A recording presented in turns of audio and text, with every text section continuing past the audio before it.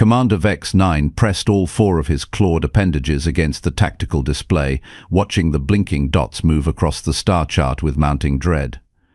The red indicators, they were disappearing, one by one, like candles being snuffed out in a storm. "Another patrol ship has gone silent," reported Lieutenant Crix 4, his voice carrying that particular tremor that meant bad news was coming. "That makes 17 ships lost in the last rotation." Vex 9's mandibles clicked in frustration. 17. The Thrakari Confederation hadn't lost 17 ships in the last 100 rotations combined.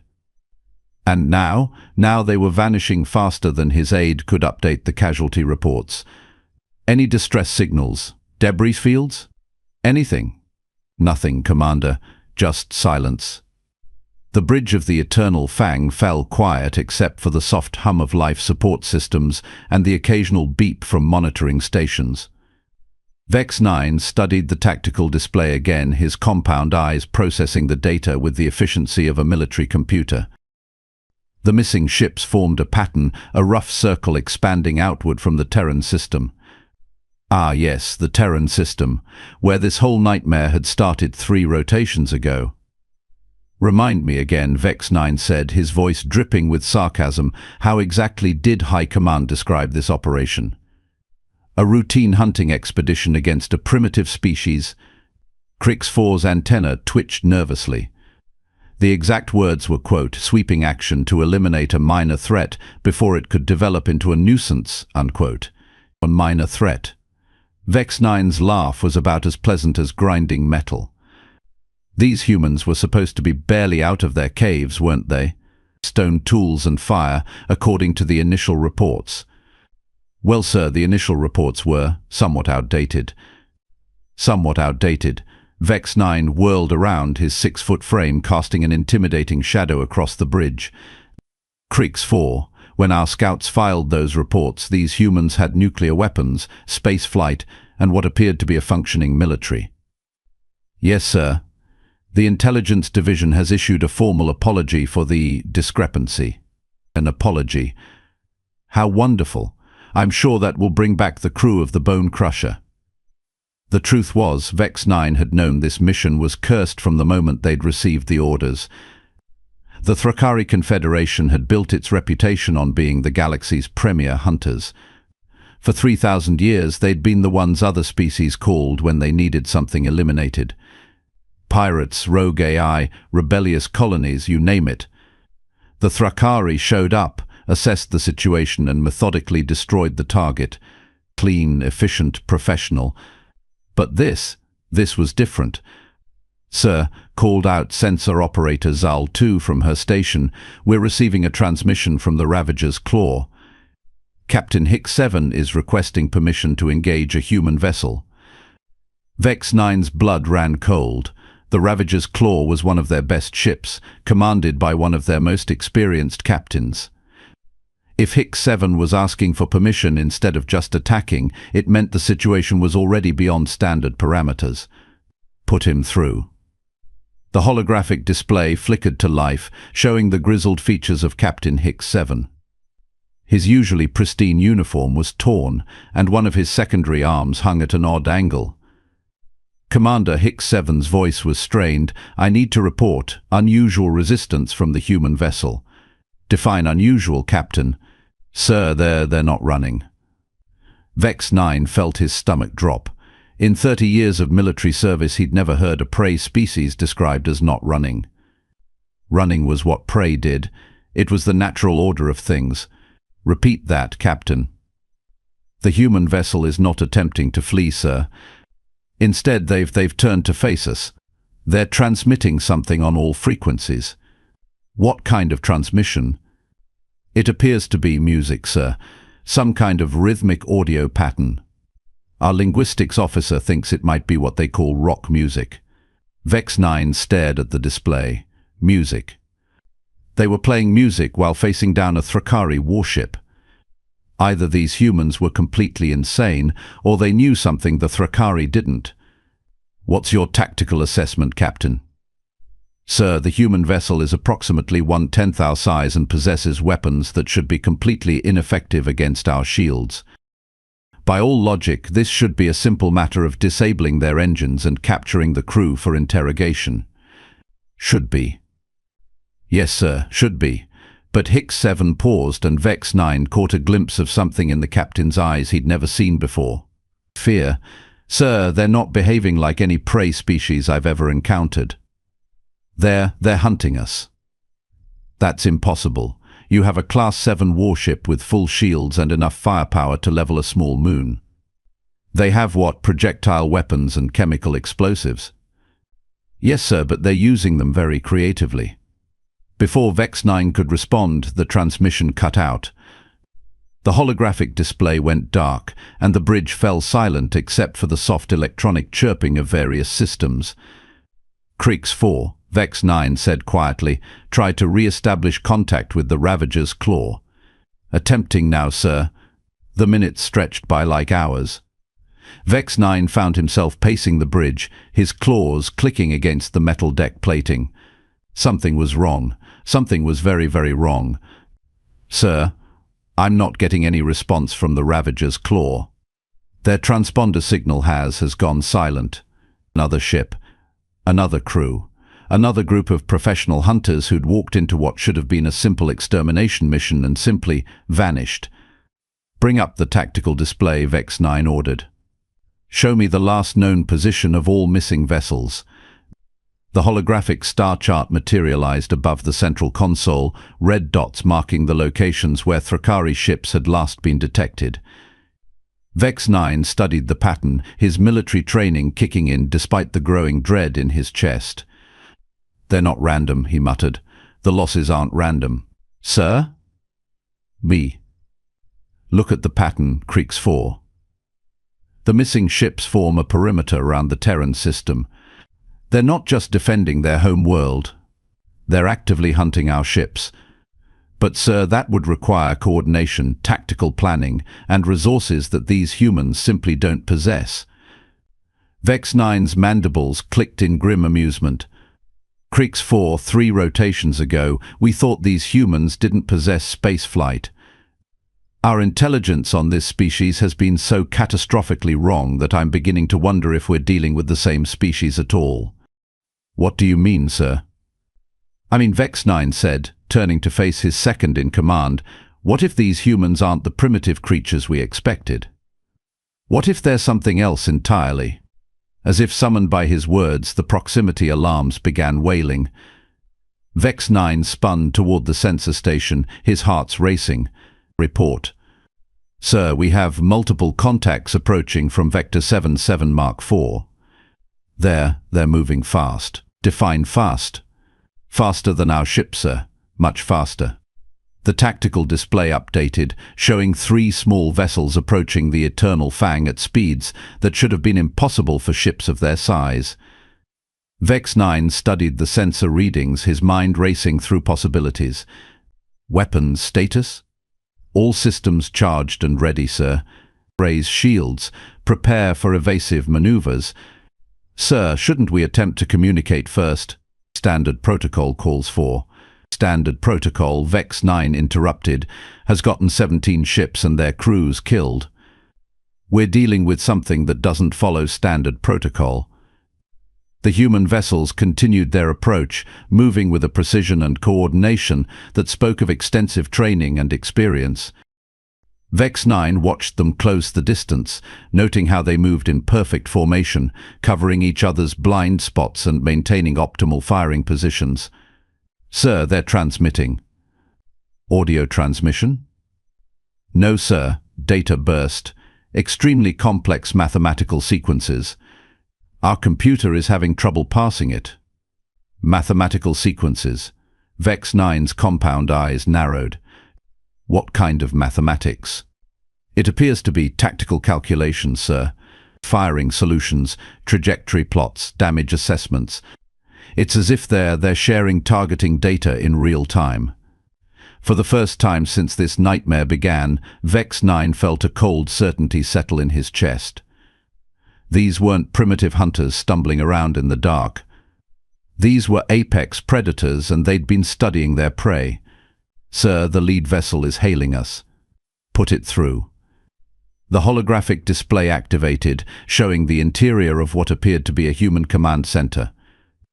A single human sat in the center of the image, wearing some kind of military uniform.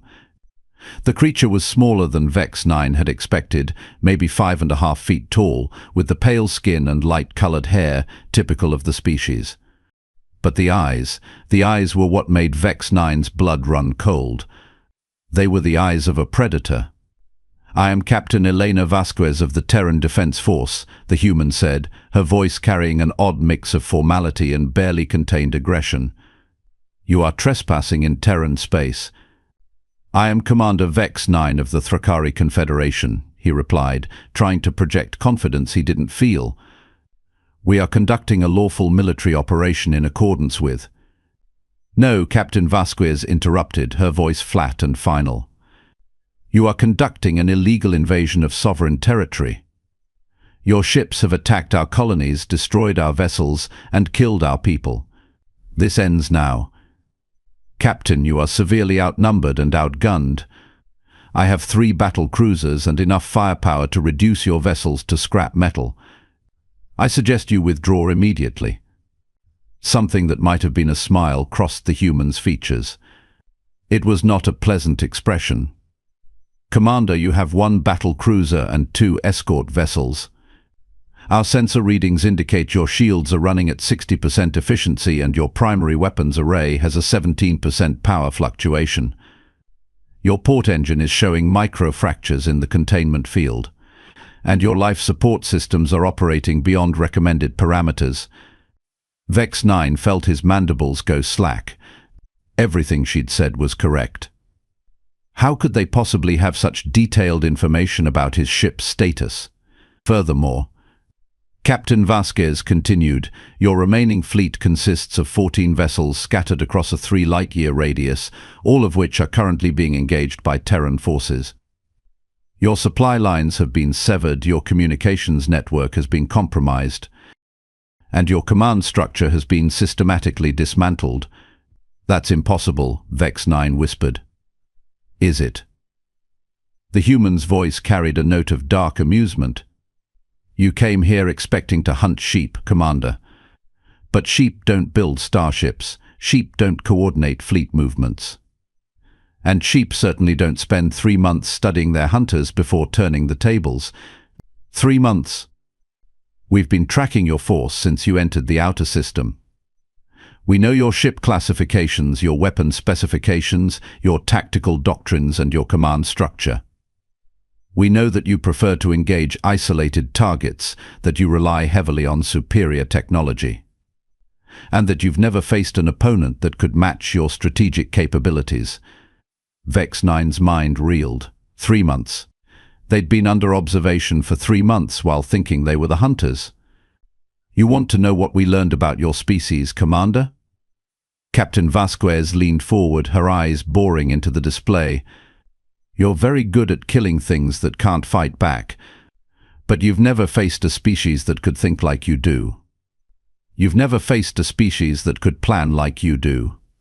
And you've certainly never faced a species that could hunt like you do." "This is impossible," Vex 9 said, more to himself than to the human. "You're a primitive species. You've barely achieved spaceflight."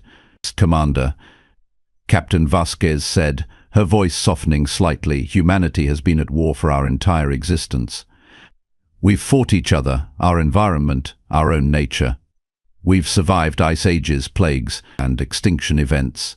We've turned warfare into an art form and survival into a science. Did you really think we wouldn't be ready for something like this?" The tactical display updated, showing the positions of the human vessels. They'd moved while they were talking, Vex 9 realized. They were now in perfect position to target the Eternal Fang's most vulnerable points. "What do you want?" he asked. "I want you to leave, take your remaining ships and go home. Tell your Confederation that Earth is not available for conquest. Tell them that humanity is not prey. Tell them that if they want a war, we'll give them one they'll never forget. And if we refuse..." Captain Vasquez's smile returned, and this time it was genuinely terrifying. Then you'll find out why we're the only species on our planet that hunts for sport. The transmission cut out, leaving the bridge of the Eternal Fang in stunned silence. Vex 9 stared at the empty display, his mind trying to process what he'd just heard. "Sir," Crix 4 said quietly, "what are your orders?" Vex 9 looked at the tactical display, at the 3 human vessels positioned perfectly to destroy his ship, at the red dots marking the locations of 17 missing Thrakari vessels, and at the growing certainty that his species had made a terrible mistake. "Signal the fleet," he said finally. "All ships are to withdraw immediately. Maximum speed. No delays." "Sir?" Are we retreating?" "No, Crix 4, Vex 9 said, his voice heavy with the weight of realization. "We're running, and if we're very, very lucky, they'll let us." The Eternal Fang's engines came online, and the massive warship began to turn away from the Terran system. As they fled, Vex 9 couldn't shake the feeling that they were being watched. That somewhere in the darkness of space, human vessels were tracking their every move, calculating their course, and deciding whether to let them live. For the first time in his military career, Commander Vex 9 understood what it felt like to be prey. And he didn't like it one bit. The retreat, if you could call it that, lasted exactly 47 minutes. Commander Vex 9 stood on the bridge of the Eternal Fang, watching the tactical display with growing horror as one by one his fleeing ships winked out of existence. The humans weren't just letting them run. They were picking them off like some twisted game of target practice. "Sir," Crix 4's voice cracked like breaking glass, "the star render has gone silent." That's 8 ships lost during the withdrawal." "8 ships," Vex 9 repeated, his mandibles clicking in a rhythm that betrayed his mounting panic. "In less than an hour? How is that possible?" "Sir, the humans appear to have anticipated our retreat route." Of course they had. These creatures seemed to anticipate everything. Vex 9 was beginning to suspect they'd anticipated this entire conflict before the first Thrakari ship had even entered their system. "Navigation. Plot a course for the Kepler Nebula. Maximum speed." "Sir, that route will take us through the asteroid field near." "I don't care if it takes us through the heart of a black hole," Vex 9 snarled. "We need to put distance between ourselves and these humans before they decide to finish what we started." The massive warship altered course, its engines straining against the laws of physics in their desperate attempt to escape. Vex 9 found himself pacing the bridge again, his claws leaving tiny scratches in the metal deck plating. 30 years of military service, and he'd never felt so completely outmaneuvered. "Sir," called out sensor operator Zal 2, "we're receiving a transmission from Admiral Quarks Prime. Priority Alpha." Vex 9's blood turned to ice. Admiral Quarks Prime was the supreme commander of the Thrakari military, a warrior whose reputation had been forged in 100 successful campaigns. If he was calling with a priority Alpha transmission, it meant the situation had escalated beyond anything Vex 9 had imagined. "Put him through." The holographic display materialized, showing the imposing figure of Admiral Quarks Prime. His massive frame filled the transmission screen, and his 4 eyes glowed with barely contained fury. "Commander Vex 9, the Admiral's voice could have cut through battle steel. Explain to me how a simple extermination mission has resulted in the loss of 23 ships and over 14,000 personnel." "Sir, the intelligence reports were incomplete. These humans are not the primitive species we expected." "Incomplete." Admiral Quarks Prime's laugh was about as pleasant as a plasma cannon discharge. "Commander, I have reports of human vessels appearing in 7 different systems simultaneously.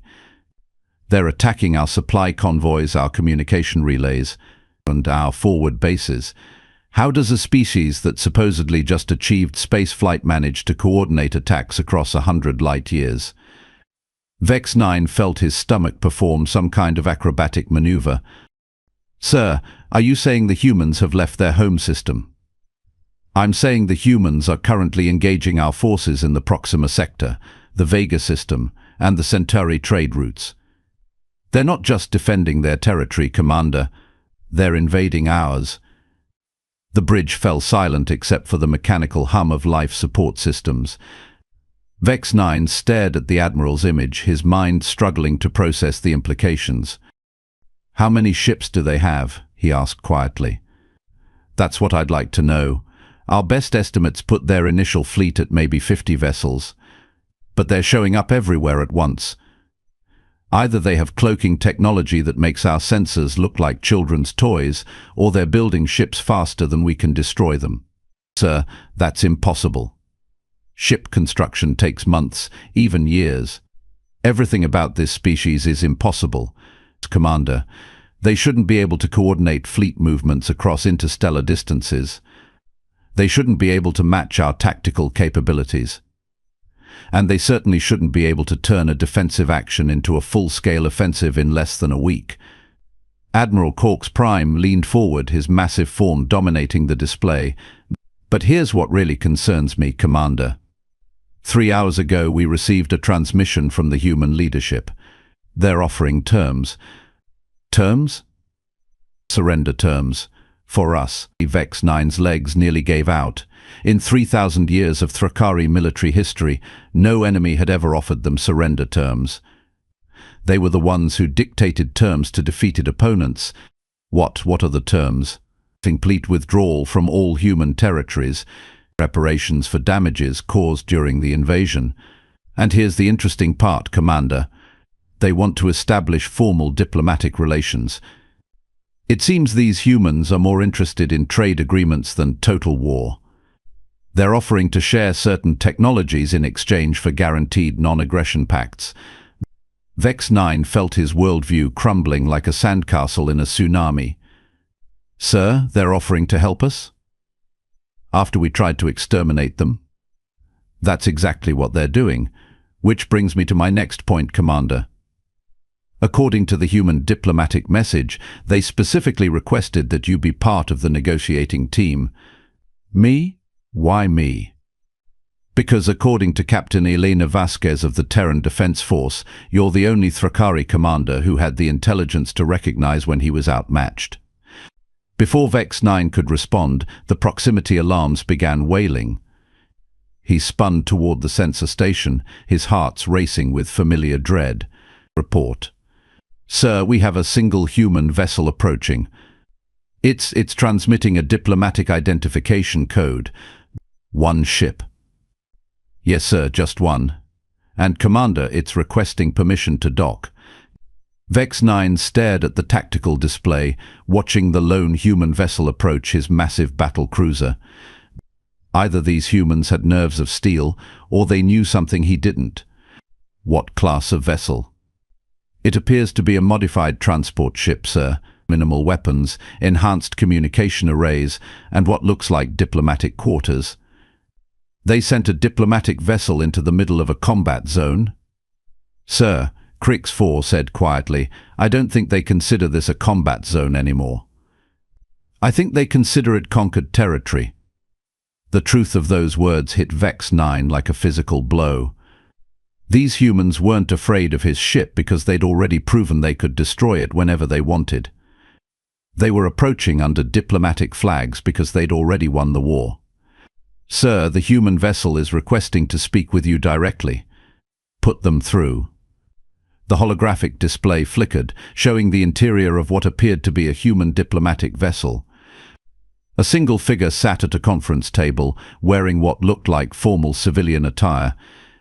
The human was older than Captain Vasquez, maybe 50 standard years, with graying hair and the kind of calm expression that suggested extensive experience in difficult negotiations. "Commander Vex 9, the human said, his voice carrying a diplomatic warmth that was somehow more unsettling than Captain Vasquez's predatory intensity. "I am Ambassador Marcus Webb of the Terran Diplomatic Corps. I believe we need to talk." "Ambassador," Vex 9 replied, trying to project confidence he didn't feel, "I'm not sure what we have to discuss. Your species has made its position quite clear." "Has it? Commander, I think there's been a fundamental misunderstanding about human intentions." "May I come aboard your vessel? I believe a face-to-face conversation would be more productive. Every instinct Vex-9 possessed screamed at him to refuse. Allowing an enemy aboard his ship violated every principle of military security he'd ever learned. But something in the human's manner suggested this wasn't really a request. "Very well, Ambassador, you may dock in Bay 7. But I should warn you, this is still a military vessel in a combat zone." Ambassador Webb's smile was genuinely pleasant. "Commander, with respect, there are no combat zones anymore. There are only territories that haven't been properly negotiated yet." 20 minutes later, Vex-9 found himself in the ship's main conference room, sitting across from a creature that should have been prey but somehow radiated the confidence of an apex predator. Ambassador Webb had arrived with a small security detail, but they'd remained politely in the background while the ambassador unpacked what appeared to be a portable diplomatic office. "Coffee?" Ambassador Webb asked, producing a thermal container from his equipment. "I find these conversations go better with caffeine." What? Coffee. It's a human beverage, stimulant properties, but also culturally significant. We tend to conduct important business over coffee. Vex-9 stared at the human, trying to process the surreal nature of the situation. "Ambassador, your species is currently at war with mine. You've destroyed dozens of our ships and killed thousands of our personnel, and you're offering me coffee?" "Commander, we're not at war with your species. We're defending ourselves against an invasion. There's a significant difference. You're attacking our supply lines, our bases, We're neutralizing military threats to ensure the safety of human colonies. Again, there's a difference."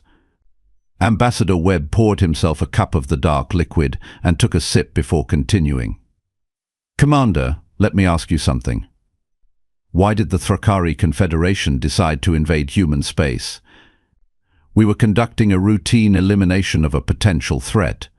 "A potential threat to what?" Vex-9 paused, his mandibles clicking as he considered the question. To galactic stability. Emerging species can become problematic if left unchecked." "I see.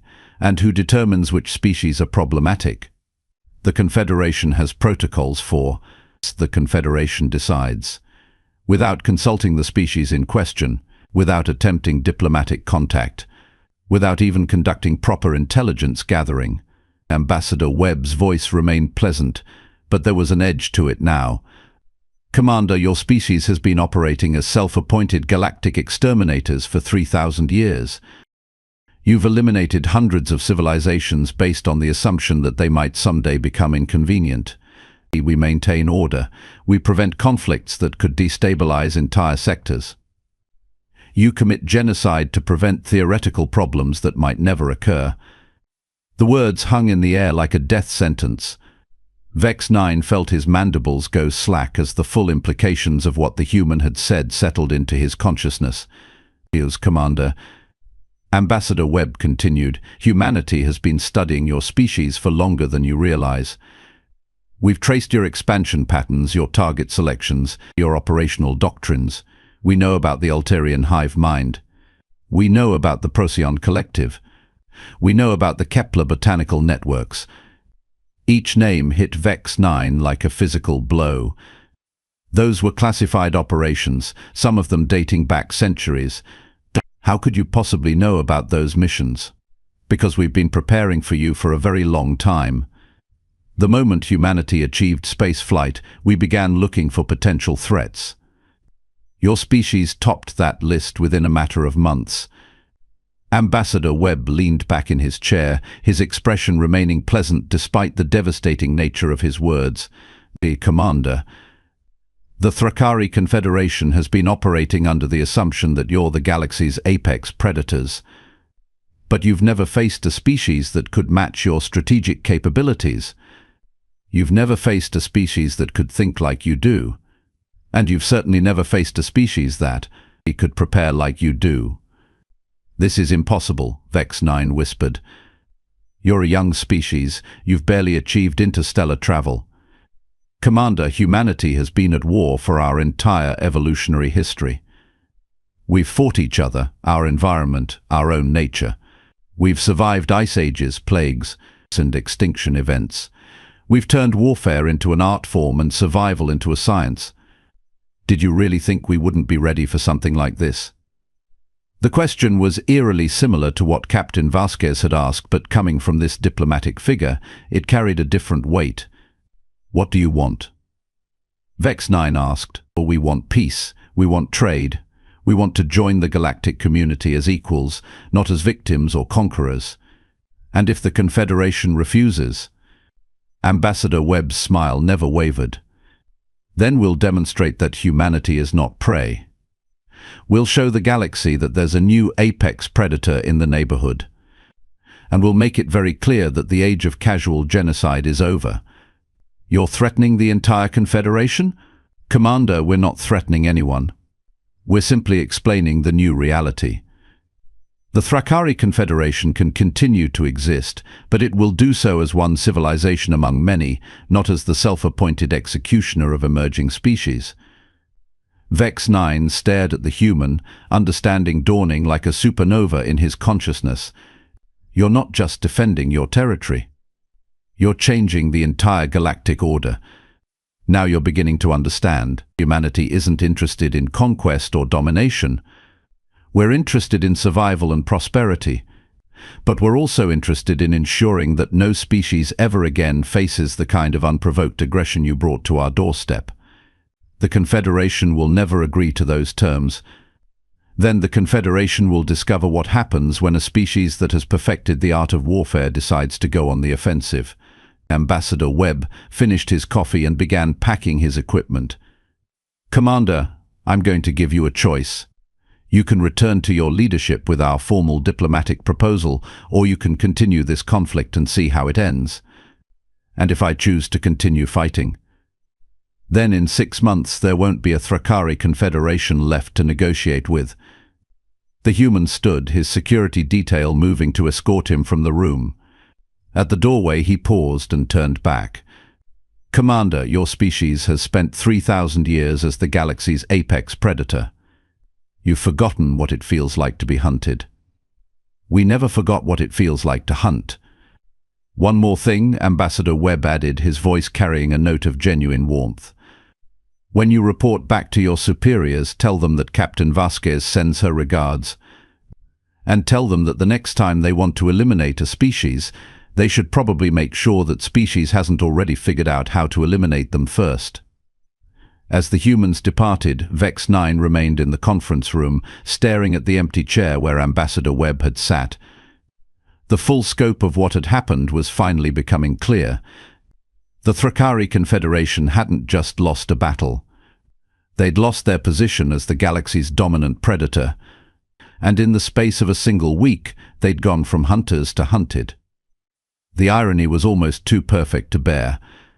3 hours later, Commander Vex 9 stood on the bridge of the Eternal Fang, preparing to transmit the most difficult report of his career. The human diplomatic vessel had departed, leaving behind only a data packet containing formal treaty proposals and what appeared to be a complete analysis of Thrakari military capabilities. Sir, Krix 4 said quietly, what are your orders? Vex 9 looked at the tactical display, where the remaining Thrakari vessels were slowly regrouping. 12 ships, out of an initial force of 47, set course for home, he said finally. In maximum speed. Sir, are we surrendering? No, Krix 4, we're adapting. Because if we don't, there won't be a confederation left to surrender. As the Eternal Fang began its long journey home, Vex 9 couldn't shake the feeling that they were being watched.